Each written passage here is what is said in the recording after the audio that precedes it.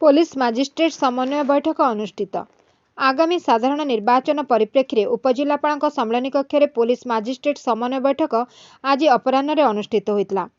एथिरे अध्यक्षता करी जिलापाल तथा जिला निर्वाचन अधिकारी विजय कुमार दास गणतंत्र महापर्व निर्वाचन एक गुरुत्वपूर्ण प्रक्रिया, यहाकू सामूहिक सहयोग और पारस्परिक समन्वयर सह पालन करने उचित। उभय जिला प्रशासन और पुलिस प्रशासन पर निर्वाचन एक आह्वान और यहाकू सम्मिलित सहयोग रे सफल करने को से आह्वान देते।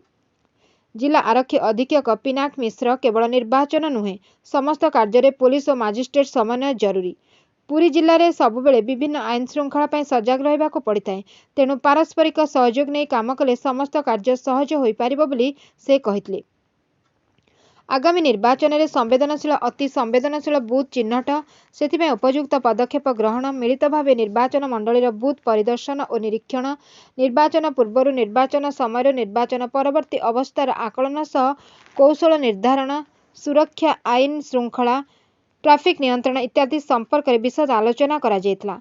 बैठक में अतिरिक्त जिलापाल प्रोटोकॉल डॉ शरद चंद्र महापात्र, अतिरिक्त जिलापाल प्रशासन शरद चंद्र बेहेरा, जिला परिषदर मुख्य उन्नयन अधिकारी तथा कार्यनिर्वाही अधिकारी देवाशीष पट्टनायक, डेप्यूटी कलेक्टर राकेश कुमार पंडा, अन्यान्य मजिस्ट्रेट और पुलिस अधिकारी प्रमुख जोगदे आलोचना अंशग्रहण करते।